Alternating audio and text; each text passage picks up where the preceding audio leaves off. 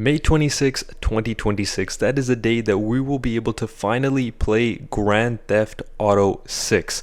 Now, this is going to be a great time for many gamers to be downloading and playing this game, whether it's the physical copy or the digital copy.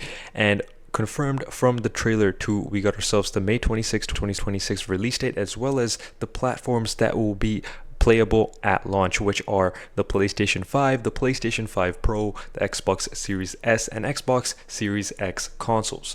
Now, currently, we have no information about when it will be optimized and playable on the PC side of things, but in my personal opinion, I believe you'll have to wait until 2027 even to get your hands on GTA 6 for the PC platform. But a lot of gamers are going to be getting back onto gaming to just play this game, right? A lot of gamers from GTA 5 and GTA 4 that didn't really play a lot of other games and just want to play the incredible storyline that Take-Two and Rockstar have developed for the next title. You want to be deciding on which console to be going ahead and getting, depending on your circumstances. So I want to be answering that question for you today. So when deciding where to play GTA 6 on, firstly, the PlayStation 5 standard stands out as the best overall choice for most players, basically due to its price to performance ratio, as well as the PS5 was actually where trailer 2 was shot at, especially during the cinematic scenes, so just bear that in mind. Whether you opt in for the disc version or the digital version of the PS5, it delivers the ideal balance for the value. Now, with its powerful 10.3 teraflop GPU and ultra-fast SSD, the PS5 will likely run GTA 6 at a smooth 60 FPS at HD quality in the performance mode rather, while minimizing load times and texture pop-ins in Leonida's dense environments.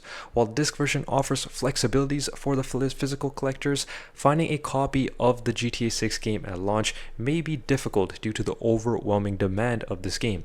What I also do remember is I remember purchasing FIFA 19, I believe 2 to 3 weeks prior from launch, because I believe it was a GameStop employee that sold it to me on Facebook Marketplace early, and I got my hands on the game really early. I see a lot of people also doing this with other video game titles.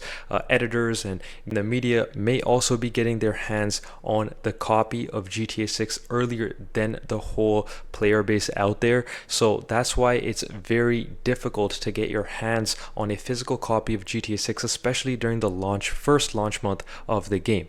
So just bear that in mind if you're thinking on pre-ordering the physical copy of the game, because if you want the digital copy, it could consume roughly around 300 gigabytes of storage on your console. So that's also before any updates for GTA 6 or even GTA 6 Online. So you'd have to consider that, and as well as consider expanding your storage to add in additional NVMe SSD if you're on PlayStation 5, or getting one of those SSD adapters that you can plug into your Xbox and then get a little bit more storage space if you are choosing that side of things. But for those gamers seeking the absolute best and peak performance for GTA 6, I believe you can't go wrong with the obvious answer, the PlayStation 5 Pro. They'll definitely be the ultimate way to experience GTA 6, hopefully at around 4K, even 60 FPS, but we'll see how Rockstar optimizes the game for those consoles.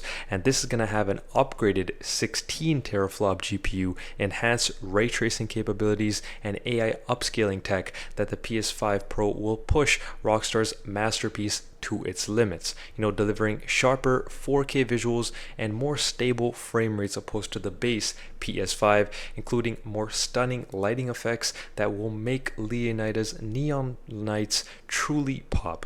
Now, the PS5 Pro's additional power will be especially noticeable during the intense action sequences like we've seen in the trailers, and when exploring the game's most detailed areas, which makes it very, very fun to play.